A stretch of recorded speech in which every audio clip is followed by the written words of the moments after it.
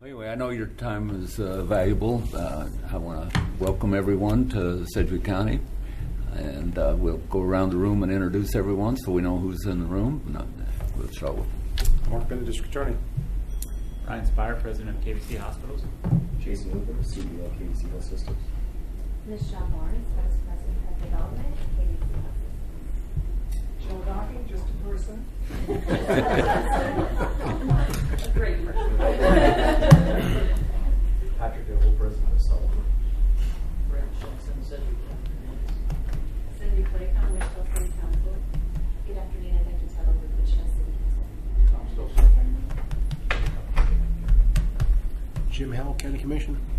David Dennis, County Commissioner. Pete Meitzner, County Commissioner. Lacey Cruz, County Commissioner. All right. Joe.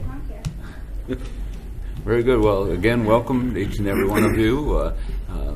Behavioral health is something that we work on every day. We talk about it, it seems like, because it's a key issue in our community right now. So we appreciate you coming and talking about what you've got in plans. We've got mics. We are recording it. I just checked, and it is being recorded right now. So it'll be available on YouTube online. So if you ever want to see what we have to say, well, it's available there. Well, I'll turn it over. Mark, you going to be the spokesman? Sure. Well, I'll get things started.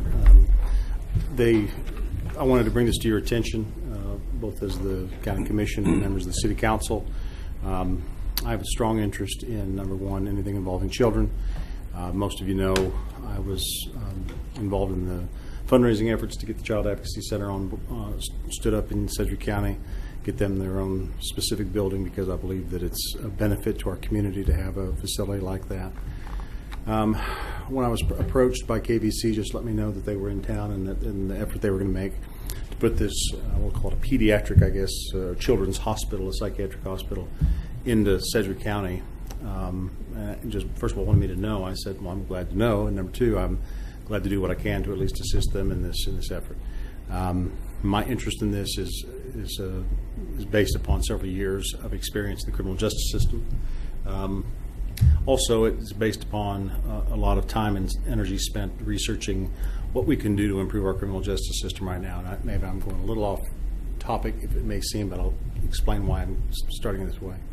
Right now, in our adult prisons in the Kansas Department of Corrections, first of all, anybody who's paying any attention to public sector issues understands that our prison system right now in Kansas is in bad shape. Overcrowding within the prison, understaffing within the prison has left Secretary Weroltz in a difficult position. So that's caused a lot of us in prosecution and the criminal justice system to look at what we can do to improve that system. And one of the things that is stark and jumps right off the page is that on any given year, we're somewhere between 39 and 40% of inmates in the penitentiary system, in the adult penitentiary system, have what's identified as a mental disease. And within that 40%, 39%, 11% typically, given year to year, some fluctuations, are what they call, quote, persistently mentally ill. We also know that if you pay attention, and Joan can weigh in at any point and correct me if I misstate something, but late teens, once you get into your teen years, that's when the onset of things like schizophrenia and those sort of issues begin to come on board.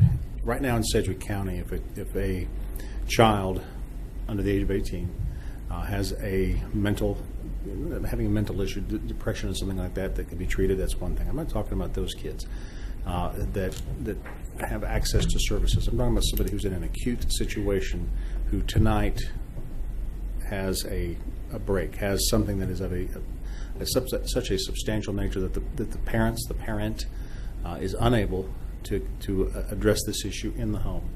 What happens? Where do we take them? I learned years ago that when we get those calls, I got a frantic phone call one night, probably 15 years ago, from a sergeant within the sheriff's department who said, I've got this child. She is absolutely in need of hospitalization right now. We've taken her to the local hospitals. They can't co-locate adults and children. Where do we go? And as we went through this, I came to realize, I guess what I had known intuitively but learned explicitly that night, is we take them from Sedgwick County to one of two, at that time, one place, Kansas City. Now we've at least, because KVC has opened another hospital, we at least have the option as well as taking them to Hayes. So either go three hours up the road to Kansas City, or you go 3 hours north and 2 hours north, whatever, over to Hayes. That is a unworkable solution. That is an unworkable situation for a community like Sedgwick County and the whole metro area, Butler County, Harvey, Sumner, Kingman to a lesser extent because they're farther enough out there. But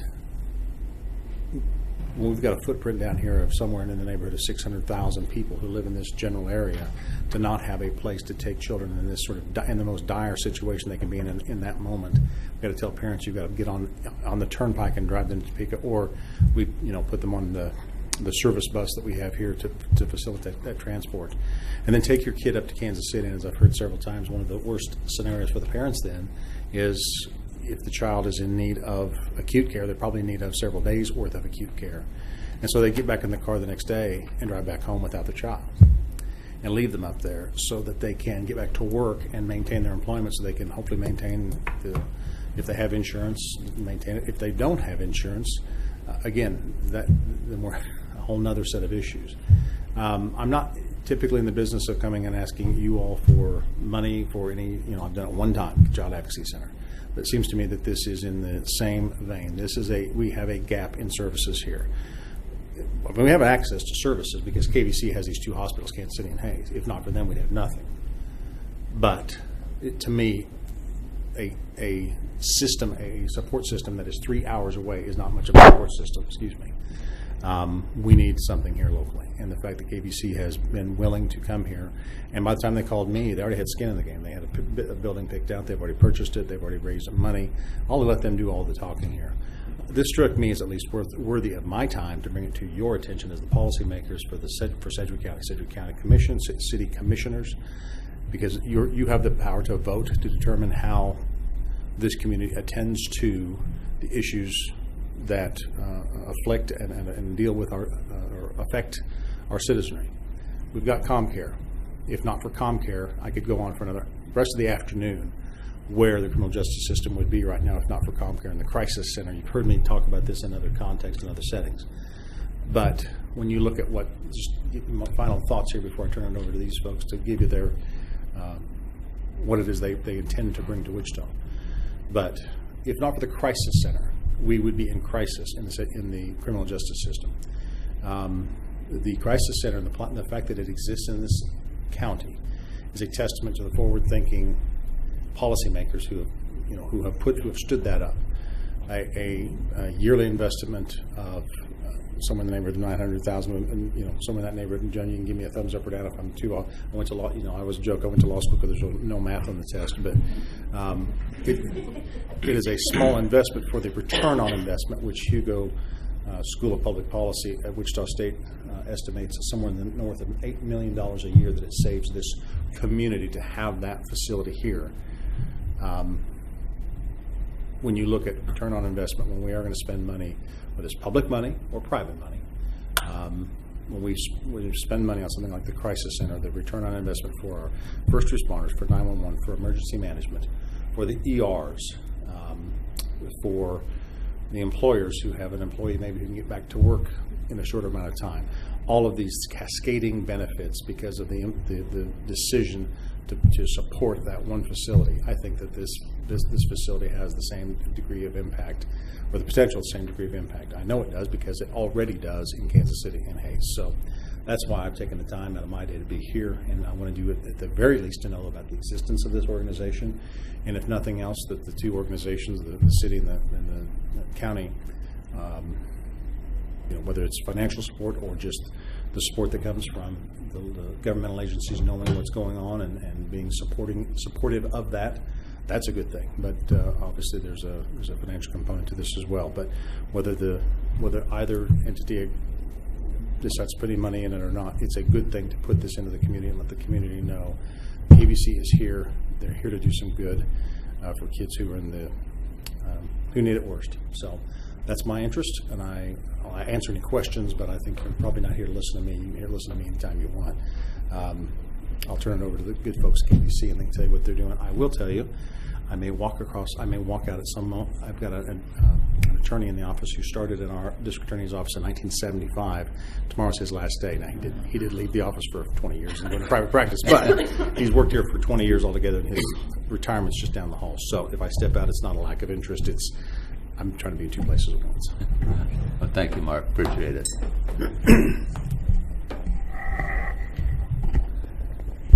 Thank you all for the opportunity to present to you today, and I actually feel like there needs to be a drop mic moment, because as I was going through my notes, Mr. Bennett has covered so much of really the important and the high points of why we're here today. It is a gap in service, it is a gap in care, specifically that we're talking about, that is acute inpatient psychiatry. As CEO of KVC, I've had the opportunity to work in this field for over 25 years. I've been the CEO for the past 3.5, and prior to that, I actually ran our hospitals, both the Hayes and Kansas City operations, for 9 years. So I come from an organization with a rich history, 48-year history of providing behavioral health services to the children and families of Kansas, and have a very unique perspective to understand the system of care that serves the most medically and clinically complex children in our state. And that specifically, I'd like to echo something that Mr. Bennett said, and specifically, if you think about not just the challenge of serving children and families that are in a crisis, and you take for a moment and personalize that, I would say just sit back for a moment and think about if this were your child. Most days in our organization, we come across difficult situations and challenges, and we always try to reflect back on what would I want if this were my child. Really advocate as though these are the children that we serve as if they're our own. I've had the opportunity over the last 16 years specifically to see families walk into our hospital with children in crisis, children that are actively homicidal, that are actively suicidal, that are self-harming, that are a threat to themselves or others. And I tell you, the experience, you always feel the same.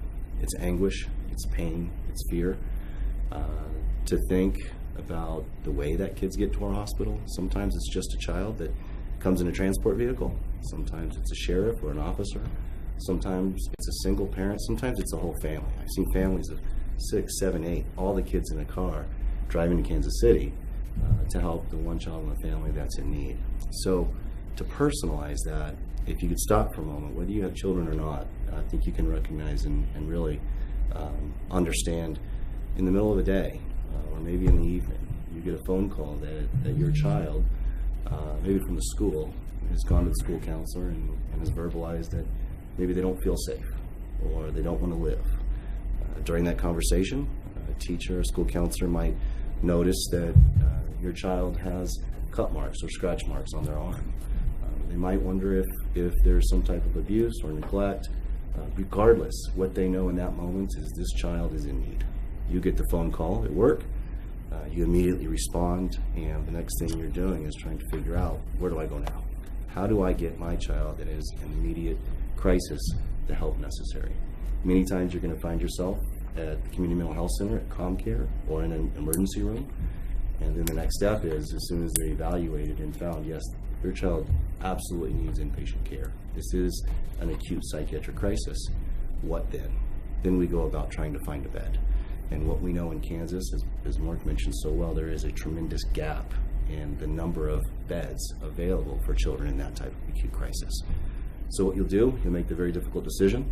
You'll get in a car on what is likely the worst day of your child's life, certainly for you as a parent, likely the scariest day of your life, and you will drive, sometimes, as I said, with the whole family, sometimes just you, but you will drive to Kansas City.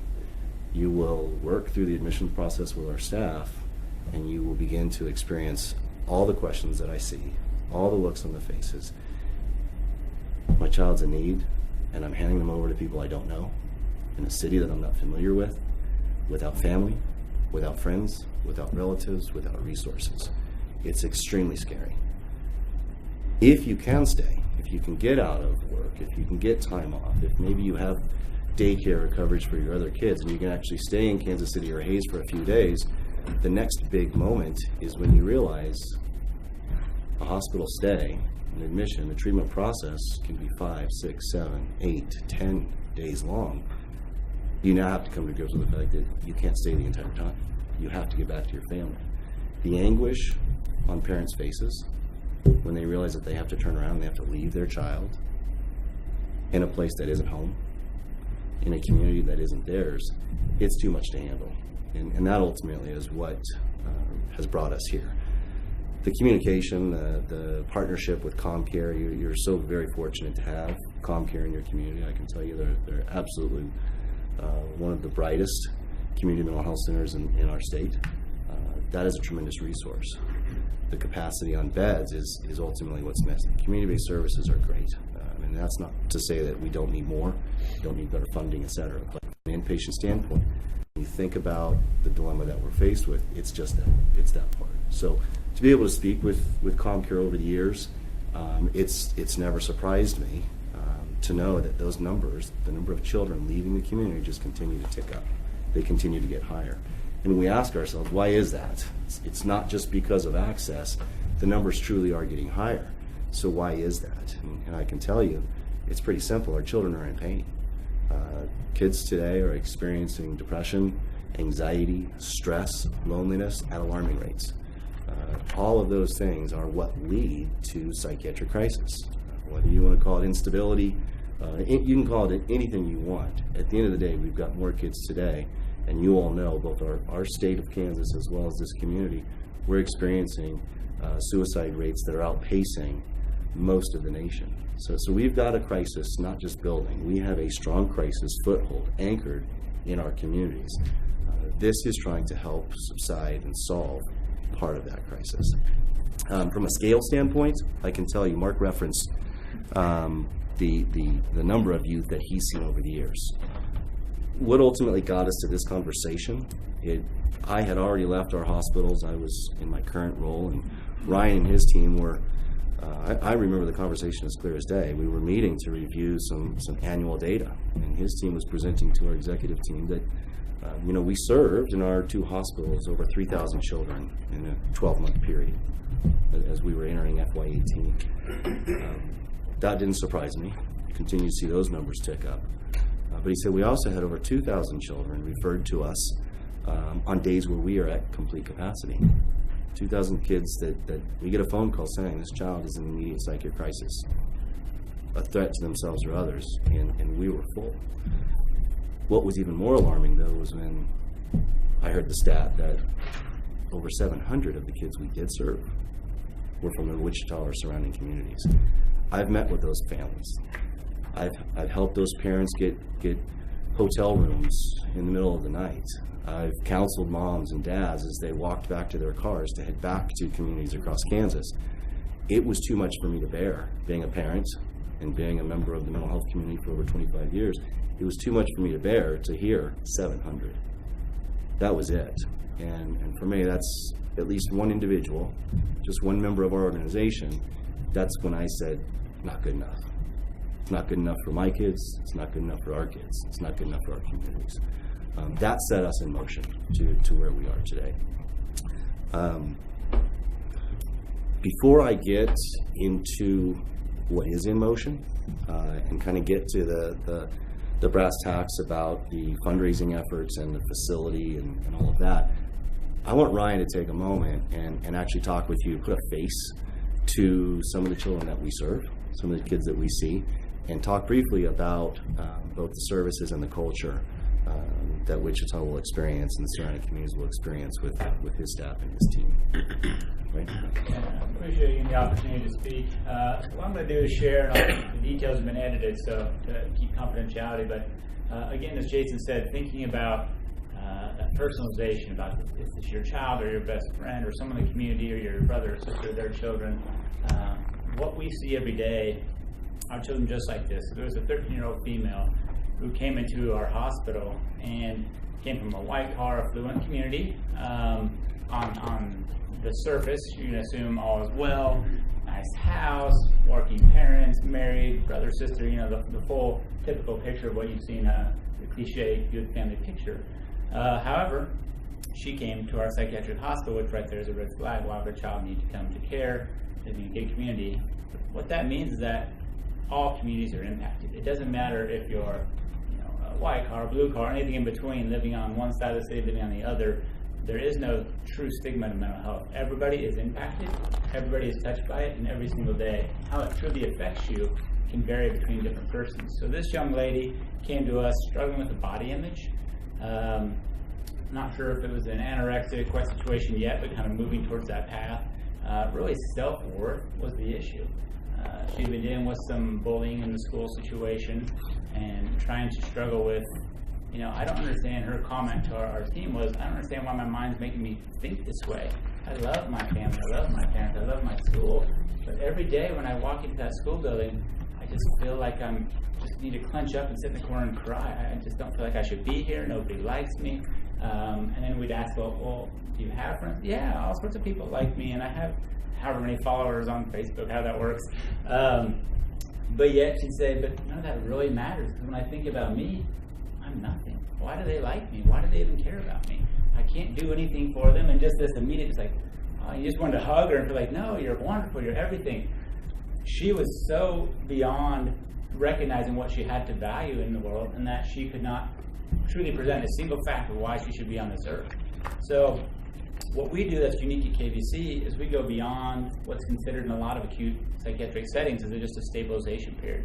It's often known that you'll go in there, maybe see a psychiatrist, maybe get a stop with a therapist, stabilize that acute behavior and move beyond.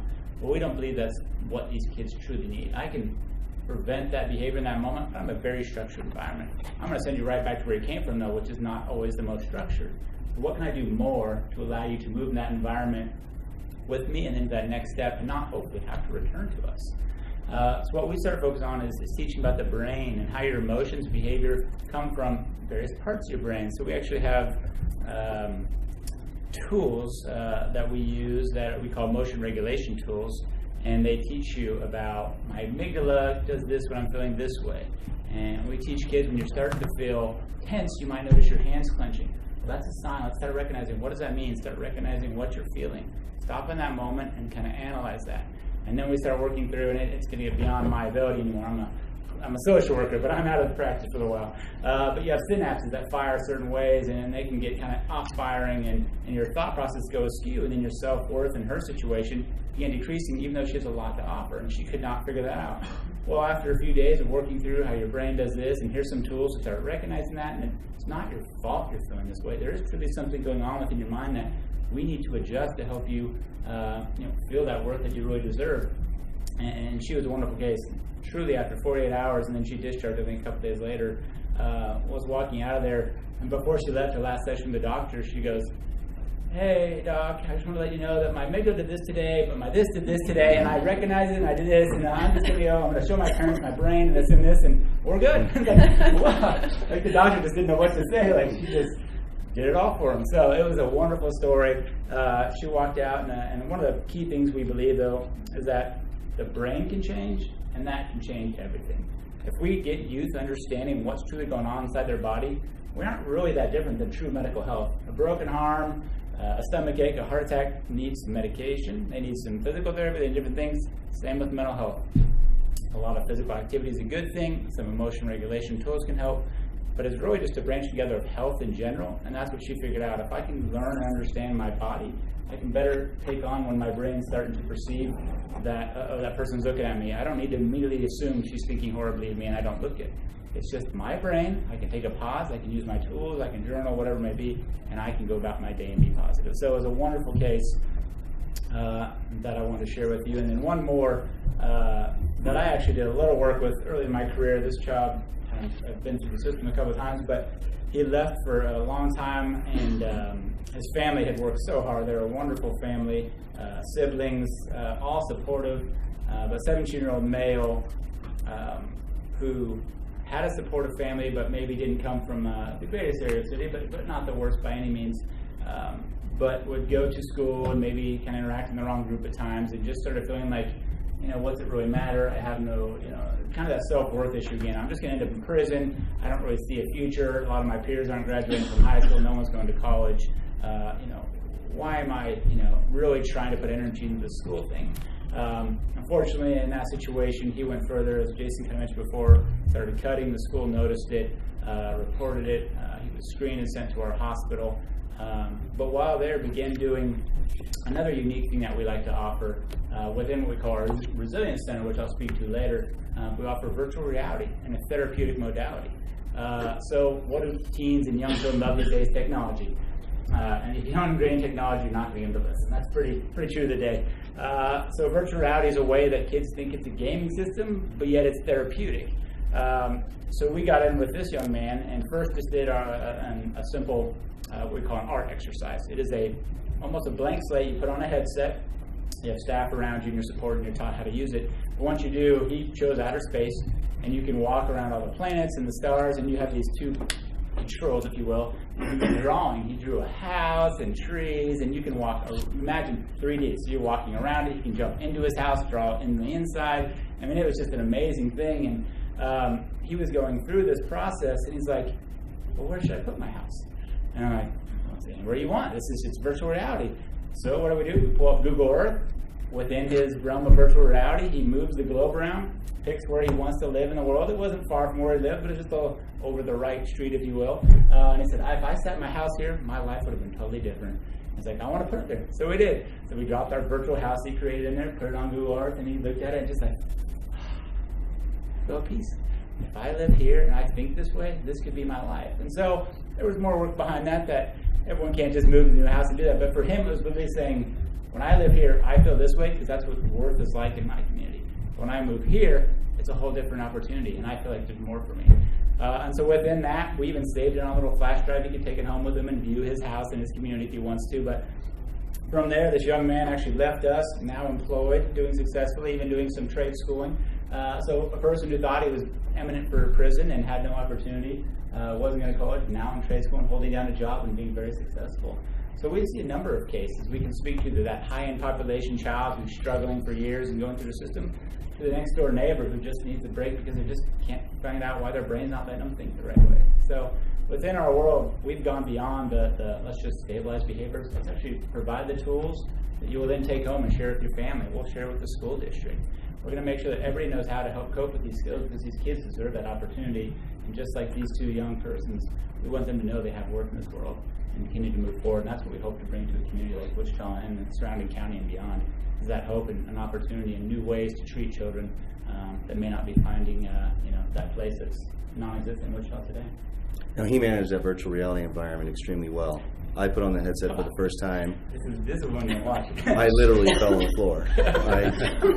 It can be These invisible walls, I was in outer space, and I just can't even explain it. A room full of the team got quite a kick out of that. So kids get the gaming experience. That's what I think, to Ryan's point, gaming can be a therapeutic tool, and we're finding that out and exploring that in new ways each and every day. I don't know how much time do we have. Yeah, we want to be respectful of you guys. Time, is there a limit to? We already have the limit. We have 1 hour block. 1 hour block. What? Mr. Meitzner is going to have to leave here pretty quick, though. He's got another meeting he's got to go to. Why don't I block up real quick just where we are, and then if maybe questions before you run out. Would that be okay? So to start the project, we did quite a bit of due diligence in terms of first, for a hospital, you have to have a building. And we did find a building that we were able to acquire and purchase. Great Bones. It's just east of 21st and Abbott. Absolutely wonderful. It's banked on one side, great access from the road. On the back side of it is the river. So we've got great natural boundaries. The difficulty with it is it needed significant renovations. So we did that. We then immediately kicked off a $7 million capital campaign. And that was specific. The $7 million was on the upfront. The total is going to be $8.5 million, both from a construction and soft costs, so putting equipment and all the furniture in. To date, we've secured, before we even came to the table, we secured over $5 million in gifts. So that's broken down with a $1.5 million lead gift from the Sunderland Foundation. The largest gift that the Sunderland Foundation has made outside of Kansas City. So we're very fortunate there. We also have received $2.5 million in gifts from 14 Kansas communities outside of Sedgwick. So we've got really great support from other counties coming in. And then we were able to secure a $1 million maybe grant, a challenge grant. We've also, just in the last few months, we've secured $700,000 from the Wichita community, and that leaves us at just over $2.7 million left to raise of the total $8.5 million. That's the structure of it. I understand, Commissioner, you have to leave. Do you have any immediate questions that we might be able to answer? I know a little bit, but I'm glad to hear the stories and see your pictures. So if you get the other, is it going to take the other $2 million to get open? We need it. Yeah, we're moving ahead as though we're going to get it. So we're well over the 50% watermark on construction. It's moving along nicely. I was telling folks earlier, you can walk in the building, but you're going to get awfully dirty. Just the GC is done. I'm He sorry? is the primary BB done? sub under with work with Jay done. Using some styrofoam. 54-bed hospital, 2 stories. Employees. So it'll be a ramp up. Obviously, you need to bring in children to that, but impact time after we're up and running could be anywhere from 150 to 200 employees, and that will include full-time, part-time, and as well as PRN. That'll be anywhere from your GED high school diploma to your bachelor's degree to master's to PhD to MDs and beyond, anything in between. Nursing is a big pull for us, and what we consider a direct care employee, that kind of high school diploma or bachelor's degree is a large population for us, along with RNs and LPNs, and then up to MDs as well, and master supplemental therapists would be a core. We have a long history of operating psychiatric hospitals as well as community-based services, but it's important to note that our hospitals are sustainable, and again, there are key levers to sustainability. One of those is cost. So the acuity of the population, that is something that fluctuates daily. Gender, age, and presenting issues, those are kind of the metrics of acuity. You will see staffing levels increase and decrease based on that mix. That is directly related to cost. Payer mix, again, we serve all children. We're not just a commercial business. We're not just a Medicaid business. We serve the uninsured and the underinsured. So that payer mix, you're going to have good years, you're going to have bad years. But generally speaking, this is a service. This is a line that is sustainable on its own. If a child comes in or the first day or whatever, if they get physically hurt, do you have EMS services, or do they have to go to regular hospital? We work with local hospitals. We provide a on-site medical physician along with psychiatrists and do what we can in-house as needed, and when needed, we'll work with local hospitals. Generally speaking, you can do x-rays on site. Something that every possible way of trying to keep the treatment as cohesive as possible so that we can keep it as short as possible to benefit the child. But you're focusing on mental assistance first. Mm-hmm. Yeah, our primary mission would be for psychiatric business. Great. In the entire state of Kansas, how many beds are there like this? Do you know the total? Do we know? I don't off the top of my head. We can certainly get that and get back to you. Okay. Yeah. I just wonder what kind of total in Sedgwick. What was the total in this area? Total number of children needing beds available. Beds.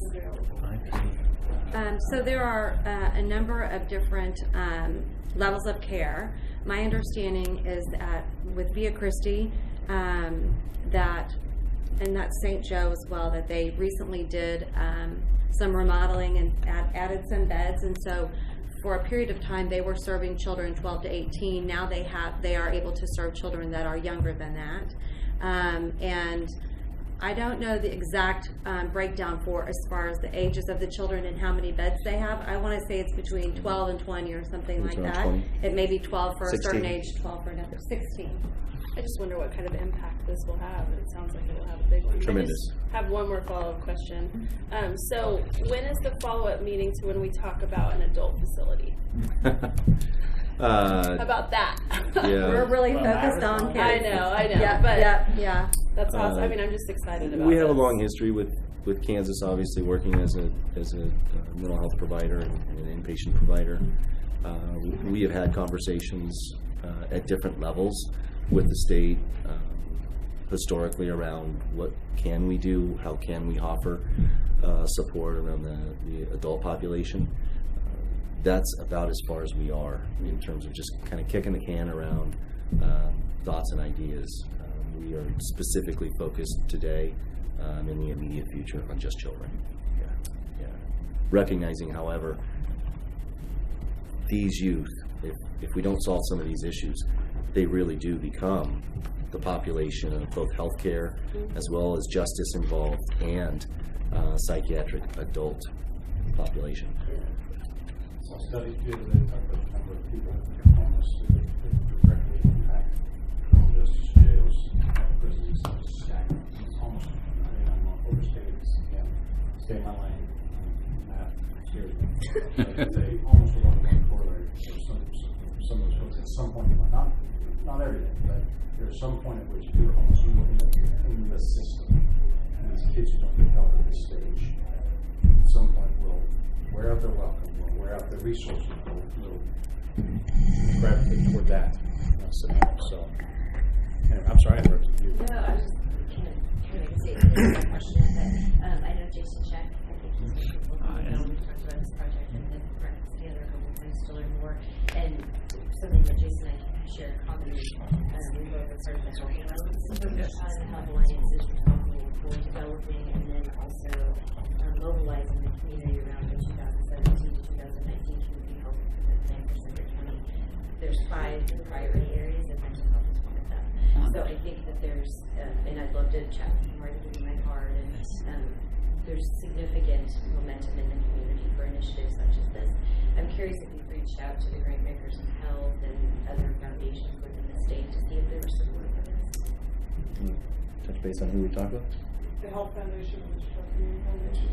No, there's 5 grant makers in health. So Health Foundation, Kansas Health Foundation is one, but there's also the Sunflower Foundation, United Methodist Ministries Health Foundation. So there's 5 different health foundations, and they all have money, but then they have a special pool of money called the Grant Makers in Health, and they come together when there's special initiatives that would be beneficial for multiple communities or that have cross goals. So that just might be something to consider too. That's great information. As we've had some initial conversations, we've been discouraged to approach some of the foundations you named for a capital project. So while we're in the construction renovation phase, I think there's great opportunity potentially down the road for programming or different partnerships or collaborations with other entities. But so far, we've approached different foundations who maybe are more receptive to requests around construction. Capital, I sort of like just and roads, maybe grant. Capital campaigns are tricky, but foundations typically like sustainability less, right? So you're going to keep funding your staff every time. Yeah. So there might be some unique opportunities to talk about a special conversation, linking it all back to, crime. Or just systemic issues. Thank you. Thank you. I will follow. Great feedback. Well, I'd like to piggyback on that, Becky. So when I chaired the Medicaid Oversight Committee for the state and was chair of the Kansas Senate Health Committee, the MCOs, part of their contract is to give money back to organizations like this. And like Becky said, there's 5, but then, and the Sunflower is part of the Centene one, but AmeriGroup and now United, well, no, AmeriGroup's gone, so now it would be United that took their part, but that to me would be a necessary partner for this, particularly Sunflower Health, because they're the largest when it comes to this type of skill set. But I'm sure you work with the MCOs all the time. Frequently. Yeah. But have you talked to them about putting money into this? We've not approached them, no, in terms of gift towards the capital. Yeah. But, might circle back with By you. the way, he walked in after we got started, so Michael, I mentioned before. Yeah, Michael at all. Don't Google me. And Councilman Brian Fry, I don't know, he didn't have a chance to introduce himself earlier, but he's my city councilman, so I always have to make sure I take care of him. But he's not my county commissioner. They ran against each other one time. 07. Yeah, back when. Oh. I'm just trying to help liven up the conversation. I buried that in everything. That's what I'm here for. You can Google that. So we have some kids in JDF that have some mental issues. How does that connect to KVC? Will they get treatment at our facility, or are they going to be transported, or is there some help there? How does that work? You guys can jump in at any point, but depends on the situation. JDF, obviously, I mean, put it this way, I think it has a lot to do with the severity of the situation. You've got a kid who's making overtures, speaking suicidally, or something like that. That may be handled in one way. If you've got a child who's actually had a complete break, suicidal ideations, there's unoriented time and space, or time and place for other things like that, maybe not in the name. I mean, if they really get that far out, that's not something JDF's going to be in a position to handle. You're going to have to go like you would for somebody in the jail with a heart attack. You're going to have to go for outside services. And I think in the past, those sort of situations are going to weigh in. I think we have had to transport children from JDF and those kind of, I want to say rarefied. Maybe I'm not as rare as I would like to think. A kid who's in that kind of fugue state, we don't have a place like that. Maybe in the last couple of years, St. Joe would be in a position to help us stabilize. And again, we're making a distinction between stabilization and hopefully trending toward rehabilitation, but in that kind of situation, in the past, they've done all they can say. So on the adult side, which is really not your thing here, but just as a point of reference here, on the adult side, the people who are sent to Osawatomie or Lauderdale or are in the jail that have mental health issues, they're not there by choice. They're there because they're sent there by a judge, or they're involved in a situation where they're under our control, so to speak. Are these kids that go to KVC, are they there with the parents making the choice to send them there, or is it a voluntary opt-in? All the above, I think. Or is there anybody there that's against their will? Is there anybody there that says, no, you've been sent here by a judge or whatever? Is that population as well? Under Chapter 38 of the against statutes, you do have the ability. Under Chapter 59, we call it, that's 59 care and treatment. You've got an adult who's suicidal, a threat to himself or others, danger to himself or others due to a mental illness. For an adult, I can issue a care and treatment petition. We get in front of a judge, and the judge then sends them to Osawatomie. That's how that works. On the juvenile side, we end up seeing Osawatomie. Then we were comparing notes last time. Years ago, I forgot, they did go to the state. That wasn't often until March. Now, if there's a situation where a kid is truly suicidal or homicidal, the homicidal one gets a little dicier because at some point you probably cross the line into crime.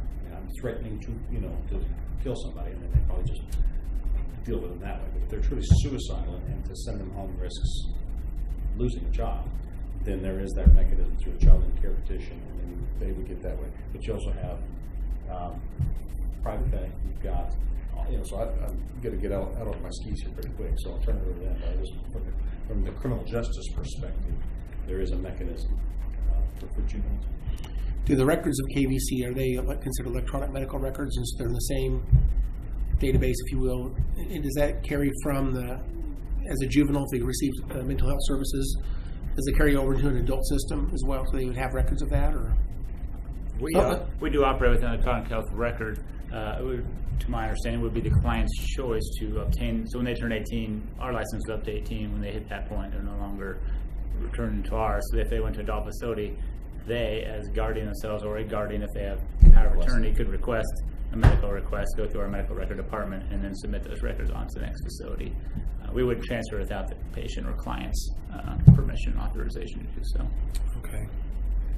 I do want to mention also on the court order that there's a component of the court order situation is competency assessment and competency restoration. So that is one where courts, I don't even know the numbers anymore, but where a judge will say, I have a youth that is charged with some type of crime or is they're considering charging for a crime, where the state hospitals used to do a competency assessment or competency restoration to decide if a child can stand trial or should he even be charged.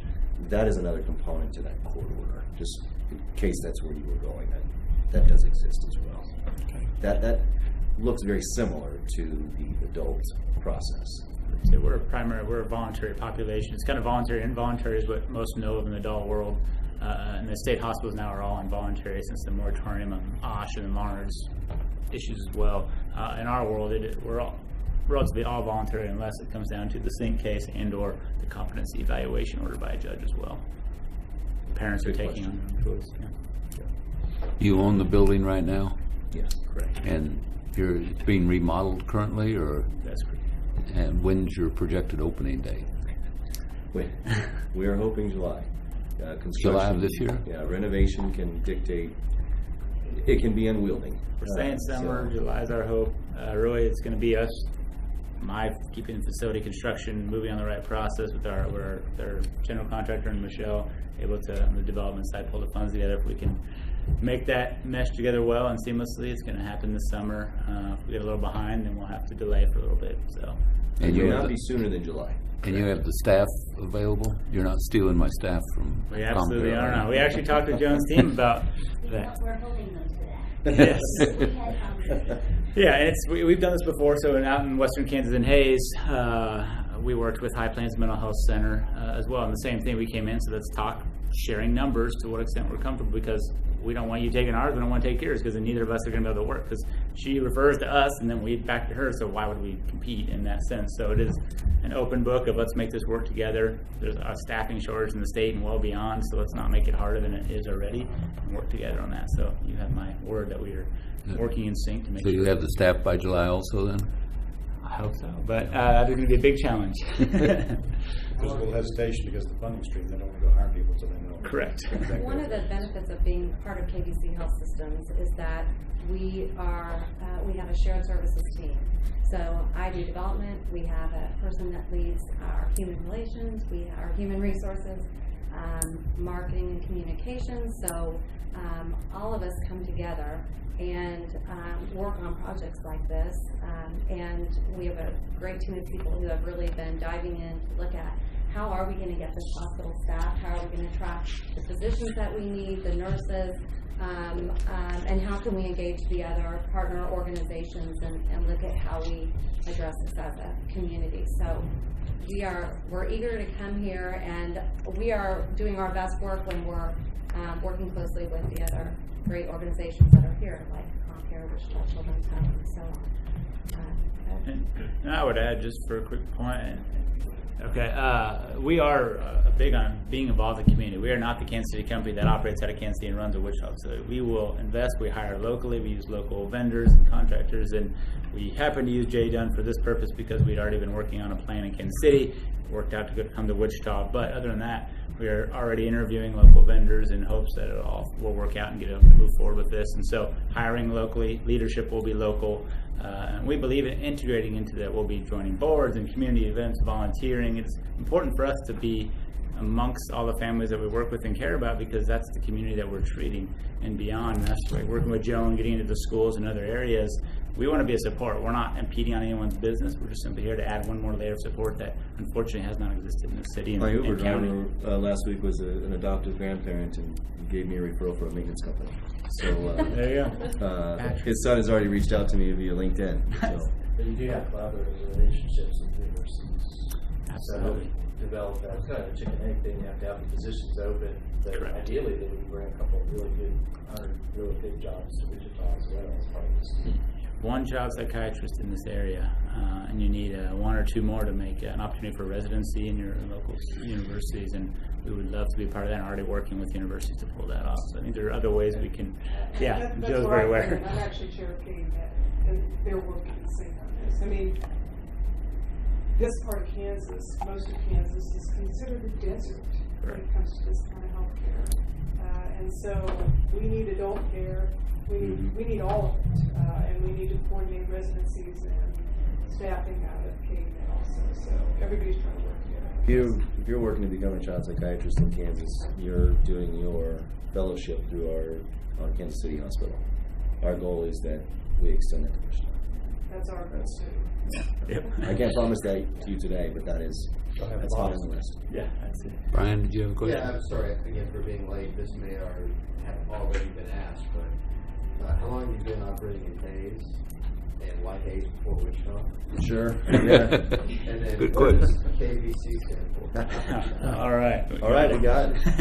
There was money under the table if that was the question was going to be asked. It's a good, fair question. First question.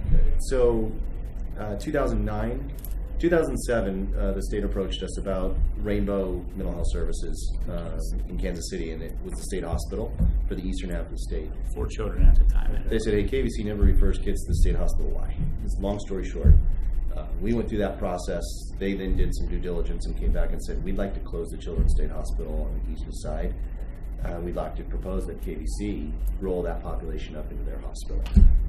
2 years later, it had been so successful, the state then came back and said, hey, would you consider doing this again on the western side of the state? We have a state hospital out there. We've got a children's unit. Kids don't mix well with adults. So 6 months later, we were in the same process of, can we find a building? Can we get the development done? What type of partnership would this look like? So it was literally by invitation only.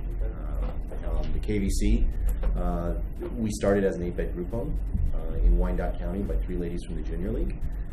Those 3 ladies, unbeknownst to their husbands, went out and took out a loan and bought a home.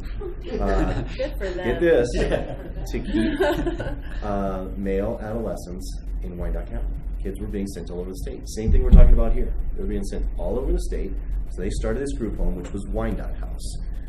3 years later, several homes later, husbands and families involved now, they recruited my predecessor, Wayne Sims, as the first CEO. Wayne went about creating an organization and building an organization that could serve a child or family at any point in crisis. That's where Caw Valley Center. We were in the Caw Valley. We were center-based, again, back in the late 70s, early 80s, Caw Valley Center. But as you can imagine, as mental health and behavioral health began to grow, we moved away from facility-based care. We want children. Children grow best in homes. We want community-based care, not facility-based care. So we shed the Caw Valley Center and reduced it to KVC. Becky, you got anything? Cindy, anything? Anything else? No, pretty good. We are really fortunate that Mark and Jill and Patrick have been helping to champion this project locally, and so I just want to invite any of the 3 of you to share any comments that you'd like before we wrap up. So this group came to me in maybe November just to solicit money. And after 2 weeks, I agreed to co-chair it with these guys. And I first said, I get how big the need is, because you have to be deaf not to have heard this in the last 10 or 20 years in the state of Kansas. But I didn't know anything about them. And so I said, I don't even know who you are. So I called Bob Page up in Kansas City to say, are these people you're working with? Absolutely terrific. And I think you all have the same reaction. We know how desperately we need it. So we're just trying to help raise private dollars and whatever dollars we can get in the public. Well, for me, I read about it in the Business Journal about this time maybe last year or somewhere in the time, and took interest in it because, for me, it's a little bit personal. My second daughter, I was at home here like 1:30, 2 o'clock in the morning. There's a back door that they send you through, and we gave up after a couple of days of trying to find a bed. And obviously, we've been working through that for. She's now 21, fortunately engaged, has a career. But it's been a very rough ride, and I always think if we had this resource back then, that would have been great. So when Michelle called, I was very confused why she was coming to see me. But anyway, after meeting with them for about an hour, it's grown into a little bit of a relationship. I'm very passionate about the fact that we need to get this type of facility out there. A good friend of mine who is also in a leadership position had a very similar situation in December. Ended up just texting him all day because we were supposed to do an event together. I told him, I said, well, there's this hospital coming to town called KVC. We really need this facility. He said, you aren't going to believe this. When we were texting each other, I was in their offices in Kansas City with my son. And so the need is real, and our family foundation has jumped in behind it as well. And, for me, it's something that I feel passionate that we need to help these guys get open. And it's exciting to me that it's a sustainable model over time. You know, it's always like to give them towards like a capital campaign type thing, or somebody that then can go do great things with it forever. It's an investment in our community. So that's the way. Well, I started with this all wrapped up. You know, my point of view on these sorts of things, when it comes to mental health specifically, is we're at a crossroads, I think, in our country right now, trying to decide how we're going to approach how the public sector interacts with the private sector. We have issues on our criminal justice system where we continue. There's two ways to keep this community safe that I'm aware of. One is to lock up everybody who commits any sort of crime and keep them away from the rest of us. It's effective. It's arguably ruinous to many communities and has all sorts of collateral problems, but it does keep people safe to a point. At some point, that is no longer sustainable unless we're willing to double down and build more and more and more cages to put human beings in. I have no taste for that. I mean, I don't mind when it comes to, I've spent a career doing basically murders and sex crimes. I'll continue with vigor to go after those cases. But the grist in the middle, the 70% of cases that we deal with are people who we can do something else with. But we have to decide as a community, as not a community, as a nation, what that is going to be. And one of the things we must address is larger scale drug and alcohol abuse and lack of access to adequate treatment for those folks and mental illness. What's interesting to me is when I look at things like methamphetamine. I've heard me ad nauseum talk about that. We have a tremendous problem in this community with methamphetamine. What we don't have, though, when you look at 11% of my cases on a given day in Sedgwick County have at least one count of methamphetamine as a charged count within whatever else they've done, forgery, murder, burglary, whatever. You go to the juvenile side, 0. Kids aren't doing meth. It's just a snapshot of the fact that there's still a chance to do good, to keep people out of. The juvenile court should not be AAA ball for the major leagues. We're going to the penitentiary. And if we can do things, that's why I have put so much energy into juvenile-related things. Child advocacy at the center of this situation. Maybe we can stave off. The best thing that could ever happen is I see somebody who walks into court and I never see them again. Not because they're absconding and run off and get a bench warrant, but because they get it together and they go get a job and they pay their taxes and they just live their lives. And if we can do anything to help that, I think it's incumbent upon us to lead from the front of these sort of situations and speak boldly on things like this, whether it's because at the end of the day we've got to change people's perception.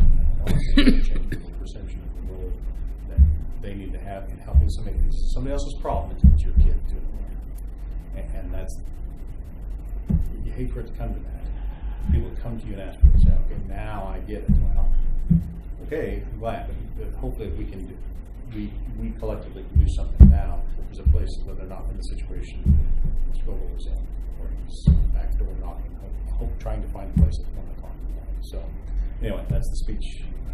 Unrehearsed it may have been. Thank you for your time.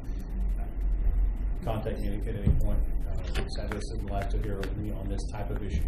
I'll leave it to hand it off to KVC and they can talk to you ad nauseum about this. But I'm going to expect more from me on this sort of issue with respect to mental illness and what we can do as a community to make this better. Good. But we appreciate it. One final question, though, is what do you need from us or from the city? We need help raising private dollars. It's my cue to go to the We hope you'll consider supporting the project. We don't intend to come back every year for operating support, but we do need help to get this project started. So we have gotten pretty far with some help, but still have $2.7 million to raise. And while I love that they respond to the urgency, that we couldn't take care of 2,000 kids because we were full, so they are ready to go full steam ahead and get the hospital open and have complete faith that we will be finding community partners who are going to step up and help us with financial support to get to the finish line. So just being very transparent, we hope you'll consider supporting the project, and we look forward to hopefully maybe following up with you at your request, if you would consider being a part of the opening of the hospital. Cindy. Follow-up question to that. So, you said you won't be coming back for operational dollars year after year. So what is your model for that sustainability? I could answer, but they're the experts, so I'll let them. We're both done it? Go ahead. I love watching Ryan every now and then. Just it's a number of factors, but Jason spoke to it earlier. But it's one, obviously, it's to have children come in, and when you do that, your payer mix is one. So we do work with the Medicaid population, and we operate that we're taking in our doors regardless of your behavior and payer source, but we also have the private pay and the commercial as well. So it's trying to balance out those who are coming in our doors. We aren't denying you regardless of that, but we're making efforts to go out and find different markets to make sure that we're offsetting costs when we do have those lower paying or inability to pay clients, that we have another population that can cover that. So it's a common hospital practice that occurs as well. Just overhead, watching our costs. We make sure and keep that as low as possible.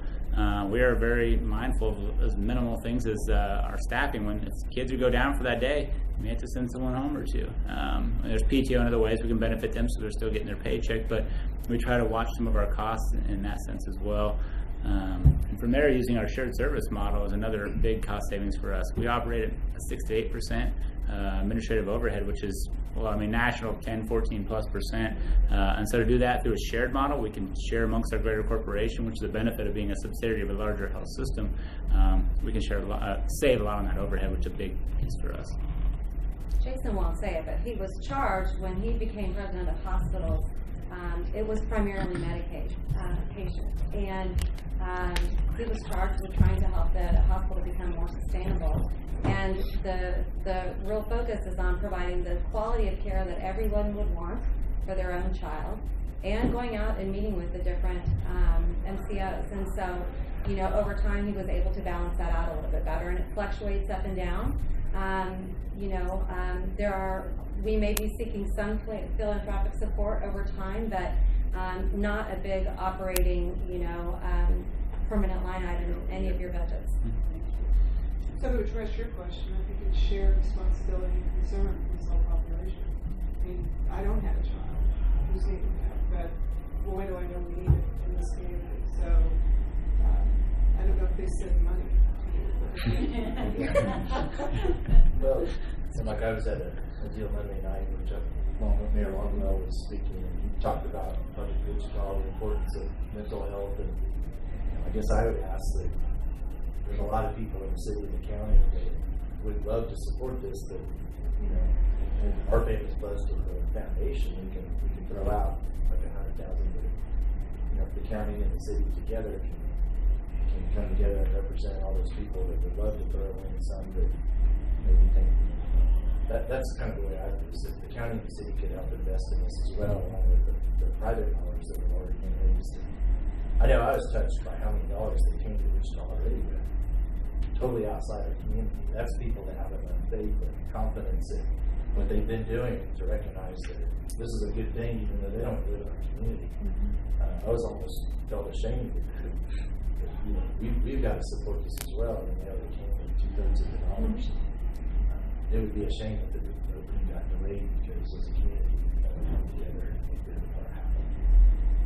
I personally be embarrassed as a citizen to say, okay, that's why our foundation was surprised at how fast they gave us the gifts. I abstained from the vote because I was very passionate about it.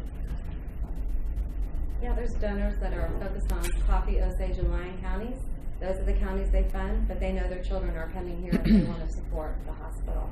So we have donors, outside of, from a number of different counties across Kansas that don't generally fund a project in Sedgwick County, but they're doing it this time. Actually, that's a very good point, because I was at one of those presentations and the donor said, just give me the written material. I just had a friend lose a child to suicide, and a month ago another friend. I get what you're talking about. Either people get it right away or they're not interested, right? So this is way away from here. I think that county is probably as close to Kansas City, but there are only so many beds we have in the state, so we got to share our beds. I know of one kid here, a single mom raising 5 children, and her middle son put a rope around a kid's neck in his school. And so think of it, if you're raising 5 kids on your own and you have to send him 3 miles or 3 hours away. I mean, it's crazy the need that's here just in my own friend circle.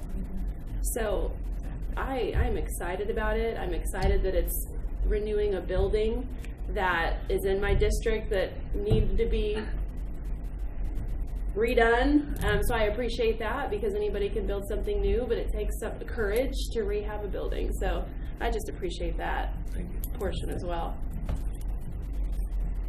It's going to be beautiful, the building. Really. Really is. We'll be happy to show you guys tours. It gets a little bit further. You don't have to get dirty when you come on. So we'll make sure to get that. Come out today and get dirty. Nobody here minds getting dirty. Well, thank you all very much for coming and talking with us. I know that we're going to discuss this more in the future.